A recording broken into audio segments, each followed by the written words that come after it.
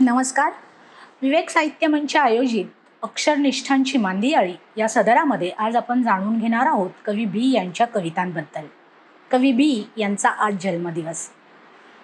कवी बी स्वतःच्या नावाबद्दल सांगताना म्हणतात, बी या नावाची आवडनिवड माझी नाही.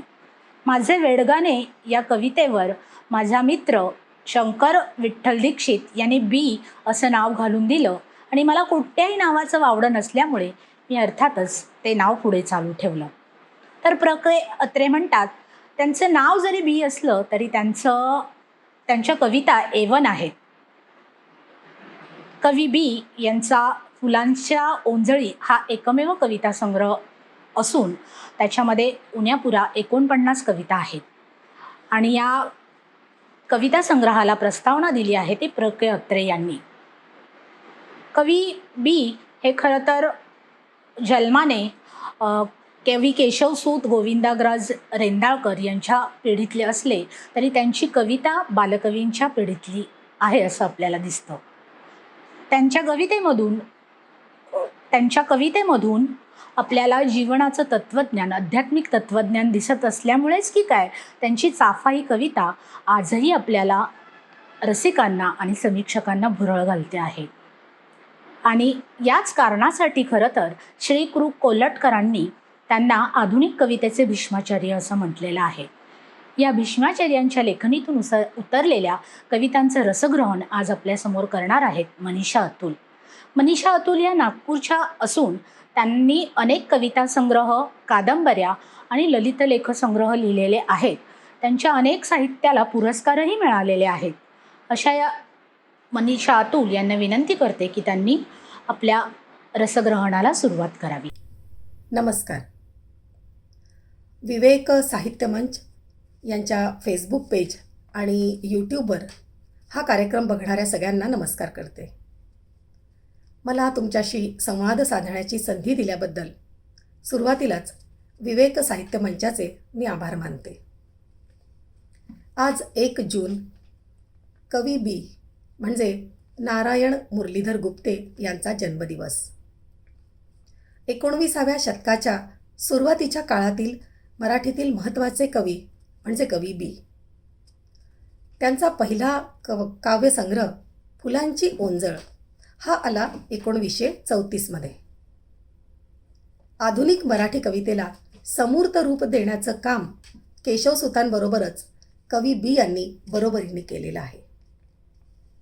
तत्त्वज्ञान हा कवी बींच्या काव्याचा आधार आहे. त्यांची कविता विचारप्रेरक आहे आणि तात्विक स्वरूपाची आहे. त्यांच्या भाषेची घडण कलापूर्ण असली तरी जरा कठीण आहे आणि हे त्यांच्या कविता वाचल्यावर आपल्या लक्षात येतं. त्यातील कलेच्या आणि सौंदर्याच्या छटा सुलभतेने प्रकट होण्यासारख्या नाही आहेत.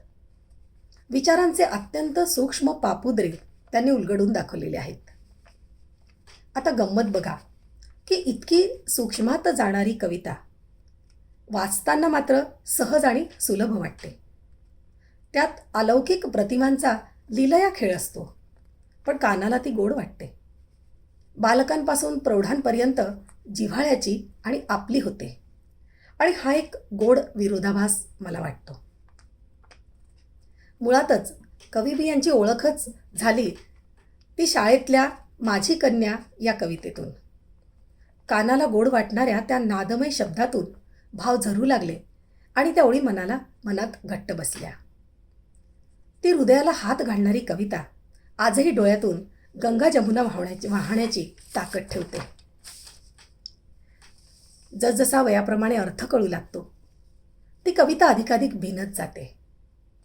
ती शब्द समृद्धी, तो प्रतिमा प्रतीकांचा खेळ, ते भावभावनांचं परमोच्च आंदोलन स्तिमित करीत जातं. पंख संपर्के कमळ का भिकारी, धूली संपर्के रत्न का भिकारी, सूत्र संगे सुमहार का भिकारी, कशी तूही मग मजमुळे भिकारी. चिखलाच्या संपर्कात आल्याने कमळ मलिन होत नाही. धुळीच्या संपर्कात रत्नाची किंमत कमी होत नाही. दोऱ्यात ओल्या गेल्याने हारातील फुले हीन होत नाहीत. मग माझ्यासारख्या गरीब बापाच्या संपर्काने तुझ्यासारखे रत्न गरीब कसे म्हणायचे? गरिबीमुळे आपल्या मुलीला मैत्रिणी चिडवतात. त्यावेळी तिला समजावून सांगताना हा बाप केवढं मोठं तत्त्वज्ञान सांगून जातो. कसं असतं की आपली एक स्वप्रतिमा असते. आपल्या आजूबाजूला वावरणाऱ्यांमुळे, समाजातील आणि कुटुंबातील लोकांचा आपल्याशी असलेल्या व्यवहारामुळे ती आकार घेत असते. जर तो व्यवहार चांगला नसेल, दुखावणारा असेल, तर ती प्रतिमा नकारात्मक होते. त्यामुळे अशा वेळी इतर जण काय विचार करतात त्यापेक्षा आपण स्वतःला ओळखून आत्मगौरव जागृत करणं महत्त्वाचं असतं. सकारात्मक आत्मप्रतिमा निर्माण करणं हे जास्त आवश्यक असतं. आणि हे किती सहजतेने कवी बी यांनी कवितेतून केलेलं आहे. आणि तेही केवढ्या शब्दसमृद्धीने. लाट उसळोनी जळी खळे व्हावे, त्यात चंद्राचे चांदणे पडावे, तसे गाली हासता तुझ्या व्हावे, उचंबळुनी लावण्य वर वहावे. उष्ण वारे वाहती नासिकात, गुलाबाला सुकविती काश्मीरात, नंदनातील हलविती वल्लरीला, कोण माझ्या बोलले गोरटीला. साहित्यात वात्सल्य रसाचं उदाहरण देताना सहसा आईचं मुलांबद्दलचं प्रेम दाखवलं जातं. वडिलांनी व्यक्त केलेल्या प्रेमाची अगदी अपवादात्मक उदाहरणं असतील. आणि मराठी काव्यात कवी बी यांची ही माझी कन्या कविता सर्वश्रेष्ठ वात्सल्य रसाची कविता समजल्या जाते. त्यांच्या कवितांची रेंज खूप मोठी आहे. त्या पटकन पकडीत येत नाहीत. त्यामुळे समीक्षकांना त्या कायम भुरळ घालत असतात. त्यातही समीक्षकांनी त्यांच्या आध्यात्मिक कवितांवर जास्त लक्ष केंद्रित केल्याचं जाणवतं. त्यांच्या कविता गूढगुंजनपर आहेत. अगदी सामाजिक कविताही गूढगुंजन आणि तत्त्वज्ञानाचा स्पर्श झालेले आहेत. म्हणजे सरमिसळ आहे. जसं एक उदाहरण देता येईल की स्वातंत्र्यपूर्व काळातील परिस्थिती विशद करणारी यात काय संशय ही त्यांची कविता बघा. राजकीय आणि सामाजिक परिस्थितीचं निरीक्षण, अचूक आणि मार्मिक चिकित्सा त्यांनी यात केलेली आहे. त्याकरता त्यांनी घेतलेलं पोपटाचं प्रतीक किती बोलकं आहे पहा. ते म्हणतात की पोपटाला बोलता येतं हे त्याच्या स्वतःच्या बुद्धीचं सामर्थ्य नव्हे, हा तर मानवजातीचा त्याच्यावरचा विजय आहे. आणि हे ते का सांगतात तर आम्हाला परकीय भाषा येतात हा काही आमचा पराक्रम नाही, तर त्या पोपटासारखे आम्ही आहोत. आणि आमच्या संस्कृतीवर आक्रमण करणारे इंग्रज राज्यकर्ते त्यांच्या कौशल्याचे आणि कर्तृत्वाचे प्रतिबिंब आमच्यात उमटलेले पाहून दिमाखाने डोलत असतात. आमच्या ज्ञानाच्या प्रगतीचा फोलपणा त्यांनी या कवितेतून दाखवून दिला. त्यांच्या स्वातंत्र्यपूर्व काळातल्या समाजविषयक कविता पहा. तीव्र जाणीव, भगवा झेंडा, दीपक ज्योतिष या कवितांमध्ये विषमता, अन्याय यांचा निपात व्हावा, अब्राह्मण्यवाद, अस्पृश्यता असले भेद नाहीसे व्हावेत, बालविधवांच्या प्रश्नांवर विचार व्हावा असं सुचवतानाच तत्त्वज्ञानाची आणि जीवनाची सुरेख सांगड त्यांनी घातलेली आहे. के. अत्रे यांनी त्यांच्या कवितांबद्दल म्हटलेलं आहे की बींची विवेचन पद्धती प्राणीशास्त्राच्या आणि समाजशास्त्रांच्या नियमावर आधारित असल्याने त्यांचे काव्य ही कल्पनेच्या सृष्टीतील वारेमाप बडबड आहे असे न वाटून ते आयुष्यातील प्रश्नांचे सूक्ष्म आणि शास्त्रशुद्ध विवेचन आहे याची खात्री होते. आणि माझंही ऑब्झर्वेशन असं म्हणतं की त्यांच्या गूढगुंजनपर आणि तत्त्वज्ञान मांडणाऱ्या कवितांमध्येही जीव आणि आत्मा किंवा प्रकृती आणि अतींद्रिय भावना यांचं प्राणीशास्त्राचे आणि जीवशास्त्राचे नियम ठळकपणे यात लावता येतात. उदाहरणार्थ त्यांची पिंगा कविता बघा. या कवितेत शारीरिक हालचालीतून मानसिक उत्तेजना, त्याने येणारी तरल अवस्था, ज्यामुळे जीवाला भौतिक जाणीवेतून आध्यात्मिक जाणीवेचा स्पर्श होणे आणि हे सगळं सूत्रात लावता येतं. या कवितेत जीव आणि परमात्मा यांच्या मिलनातून निर्माण होणारा अद्वयानंद बी यांनी रेखाटल्या. माईक अनुभवात रंगलेल्या जीवाला आपल्या मूळ आत्मस्वरूपाचं ज्ञान होतं आणि ते झाल्याबरोबर दुर्बलपण पहिले गेले. क्षुद्रपणातून मी सुटले, जीर्णबंध सारे तुटले, मी माझी मज सापडले. अशी जीवाची अवस्था होते आणि ते ब्रह्मरूपी विलीन होतं. नाचा माझ्या वृत्तींनो, नाचा भुवन समूहांनो, नाच आपुला भूताला, हो शांती प्रद सकला. हा पिंगा खेळ म्हणजे जीवन खेळ आहे. हा खेळच मुळी चालतो तो चित्तवृत्तींना शांत करण्यासाठी चालतो. मन अधीर होतं, नाचतं, ऊर्जेचा वापर करतं, शांत होतं आणि त्याकरता हा प्रपंच खेळ. समीक्षकांच्या समीक्षा बुद्धीला आव्हान देणारी कविता आहे. अशीच एक समीक्षकांना आव्हान देणारी कविता आहे चाफा. या कवितेबद्दल समीक्षक काय सांगतात आणि त्यांचं एक नवं आकलन मी तुम्हाला इथे सांगते. सुरुवातीला आपण कविता घेऊया.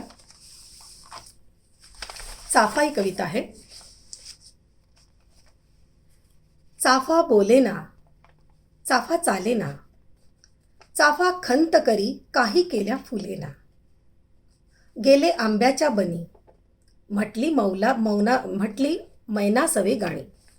गेले आंब्याच्या बनी, म्हटली मैनासवे गाणी, आम्ही गळ्यात गळे मिसळून. गेले केतकीच्या बनी, गंध दरवळला मनी, नागासवे गळाले देहभान. आले माळ सारा हिंडून, हुंबर पशुसंगे घालून, कोलाहलाने गलबलले रान. कडा धिप्पाड वेडी, घाली उड्यावर उडी, नदी गरजून करी विहरण. मेघ धरू धावे, वीज चटकन लवे, गडगडाट करी दारुण. लागून कळिकेच्या अंगा, वायू घाली धांगड धिंगा, विसरुनी जगाचे जगपण. सृष्टी सांगे खुणा, आम्हा मुखस्तंभ राणा, मुळी आवडेना रे आवडेना. चल ये रे गड्या, नाचू उडू घालू फुगड्या, खेळू झिम्मा झिमपोरी झिमपोरी झिम. हे विश्वाचे अंगण, आम्हा दिले आहे आंदण, उणे करू आपण दोघे जण. जन विषयाचे किडे, त्यांची धाव बाह्याकडे, आपण करू शुद्ध रसपान. दिठी दीठ जाता मिळून, गात्रे गेली पांगळून, अंगी रोमांच आले थरथरून. चाफा फुली आला फुलून, तेजी दिशा गेल्या आटून, कोण मी चाफा कोठे दोघे जण. बी हे कलंदर, सौंदर्यवादी आणि तत्त्वज्ञ आहेत याचा प्रत्यय देणारी ही एक बहुचर्चित कविता आहे. या कवितेचा समीक्षकांनी अनेक तऱ्हेने अर्थलाव पाहिला आहे. बहुतांश समीक्षकांच्या मते ही रूपकात्मक प्रेम कविता आहे, ज्यात द्वैताचा लोप होऊन अद्वैताचं तत्त्वज्ञान सांगितलेलं आहे. जीवाची आध्यात्मिक अनुभूती देणारी अशी ही कविता आहे. जसं एक समीक्षक म्हणतात की जीवरूपी प्रेयसी आत्मारूपी चाफ्याला म्हणजे प्रियकराला मोहवते आहे. प्रणयोत्सुक होऊन ती त्याला साद घालते, परंतु तो रुसलेला आहे, बोलत नाही. त्याला खुणावण्यासाठी ती निरनिराळ्या ठिकाणी त्याला घेऊन जाते आहे. आंब्याच्या बनात नेते, केतकीच्या बनात नेते, माळावर हिंडवून आणते, डोंगर कड्यावरून कोसळणाऱ्या बनात नेते, डोंगर कड्यावरून कोसळणारं पाणी दाखवते. त्याला निसर्गातील युग्मांच्या जोड्या दाखवते, जसं वीज ढग, राघू मैना, वारा कलिका, नदी डोंगर कडा. परंतु या प्रणय चेष्टांमध्ये चाफ्याला रस वाटत नाही. ती त्याला मुखस्तंभ राणा म्हणते. त्याचा मख्खपणा तिला आवडत नाही. मग ती त्याला झिम्मा-फुगडी खेळायला बोलवते आणि म्हणते की हे विश्वाचे अंगण आपल्याला लग्नाचे आंदण म्हणून मिळालेले आहे, ते आपण आपल्या व्यापक आणि विशुद्ध प्रेमाने थिट्ट करू. चाफा एकदम खुलतो आणि जीवाचं आत्म्याचं अद्वैत होतं. सगळ्या दिशा तेजामध्ये आटतात. कृ.बा. मराठे यांच्या मते ही नाट्यगीत परंतु गेय कविता म्हणता येईल. शिव-पार्वतीचा संबंध नाट्यमय रीतीने इथे आलेला आहे. कर्मेंद्रियाप्रमाणेच ज्ञानेंद्रियांचा खोल तपास करणारी ही रचना आहे. डॉक्टर द भी कुलकर्णी यांनी म्हटलंय की चाफा हा आत्मा आणि आत्मतत्वाला खेचू पाहणारी प्रेयसी, जिला तत्त्वज्ञानात माया, प्रकृती, अहंता, जीव इत्यादी नावांनी ओळखल्या जातं, जिला इंद्रिय वृत्ती असं त्यांनी म्हटलेलं आहे. सांख्य दर्शनाने प्रकृतीला नर्तकीची उपमा दिली आहे. त्या प्रकृतीचीच ही इंद्रिय वृत्ती. गोम कुलकर्णी, श्याम सुंदर स्वात यांनीही साधारण याच प्रकारे या रूपकांकडे बघितलेलं आहे. स्वतः कवी बी यांनीही ती रूपकात्मक कविता असल्याचं म्हटलेलं आहे. बी जेव्हा ही कविता वाचली आणि त्यापूर्वी ह्या कवितेवरची कुठलीही समीक्षा मी वाचलेली नव्हती, ते गाणं ऐकलेलं होतं, पण जोपर्यंत ते कविता रूपाने समोर येत नाही तोपर्यंत त्याच्या अर्थाकडे सहसा जाणं होत नाही. त्यावेळेला मला जी अनुभूती आली ती थोडी निराळी होती, ती इथे मी तुम्हाला सांगते. मला वाटलं की ही कविता म्हणजे एका कवीची तडफड आहे. कवी हा जीव आणि त्याची प्रतिभा, त्याची सर्जनशीलता म्हणजे चाफा. इथे प्रियकर प्रेयसी नाही आहेत आणि प्रणय देखील नाही आहे. चाफ्याचं झाड म्हणजे कवीचं बाह्य स्वरूप, जे वृक्ष आणि अनाकर्षक असू शकतं. त्याला काही 12 महिने फुलं नसतात. महिनोन महिने ते नुसतं कटरलेली राकट पानं घेऊन सरळसोट उभं असतं. बाहेरून कुठलीही लवचिकता, नाजूकता लक्षात येत नाही. मात्र जेव्हा निर्मिती होते, जेव्हा कवितेनं बहरून आलेलं ते झाड फार सुंदर दिसतं. हे सुंदर रूप काही नेहमी नसतं.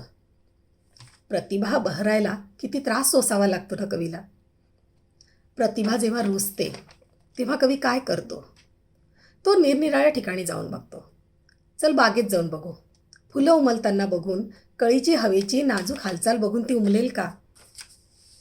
पाणी आणि वीज यातलं काहीतरी आत खळबळ निर्माण करेल का?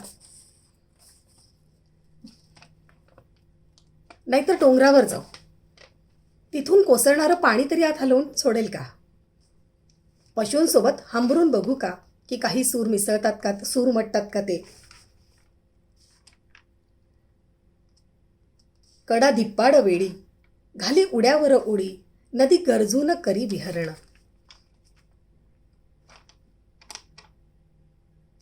डोंगरावर जाऊन तिथनं कोसळणारं पाणी आत हलवून सोडेल का? असं झालं तर सापाच्या कातीसारखं आपलं देहभान गळून जाईल आणि प्रतिभा सळसळेल.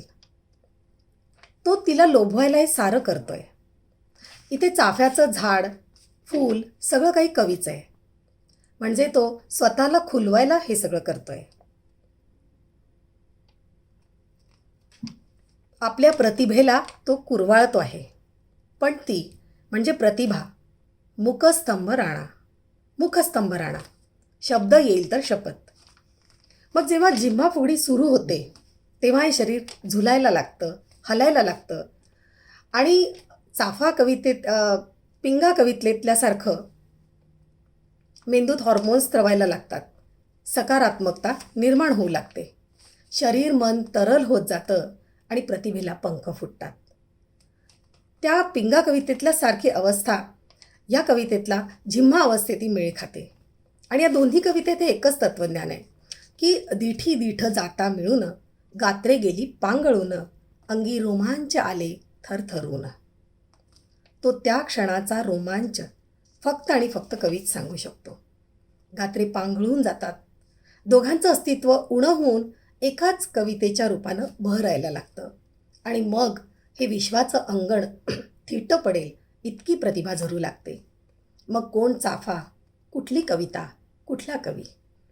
कोण मी, चाफा, कोठे दोघे जण? कवीच कविता बनून जातो.